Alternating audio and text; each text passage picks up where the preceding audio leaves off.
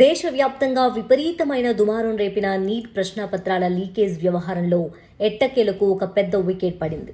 విద్యార్థుల సుదీర్ఘ పోరాటాలు, ఢిల్లీ జంతర్ మంతర్ వేదికగా కాక్రోచ్ జనతా పార్టీతో పాటు పలు విద్యార్థి సంఘాలు చేపట్టిన ఆందోళనలకు కేంద్ర ప్రభుత్వం దిగొచ్చింది. తీవ్ర ఒత్తిడి మధ్య కేంద్ర విద్యాశాఖ మంత్రి ధర్మేంద్ర ప్రధాన్ తన పదవికి రాజీనామా చేశారు.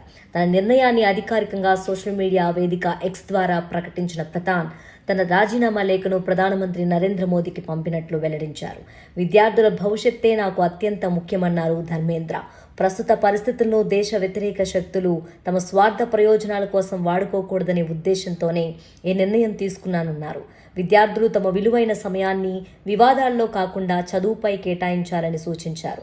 మొదటి రోజు నుంచే ఈ సమస్యకు నేను బాధ్యత వహించాను అని పేర్కొన్నారు. గత కొన్ని రోజులుగా జాతీయ ప్రవేశ పరీక్షల్లో జరిగిన అక్రమాలపై దేశవ్యాప్తంగా నిరసనలు వెల్లువెత్తాయి.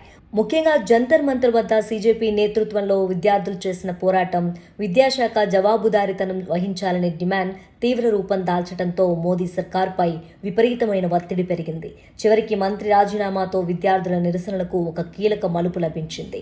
56 ఏళ్ల ధర్మేంద్ర ప్రధాన్ జూలై 2021 నుంచి కేంద్ర విద్యాశాఖను నడిపిస్తున్నారు. అంతకుముందు పెట్రోలియం, సహజ వాయువు, నైపుణ్యాభివృద్ధి శాఖల మంత్రిగా కీలక బాధ్యతలు నిర్వహించారు. ఒడిశాకు చెందిన ఈ సీనియర్ నేత ఏబీవీపీ విద్యార్థి నాయకుడిగా తన రాజకీయ ప్రస్థానాన్ని ప్రారంభించారు.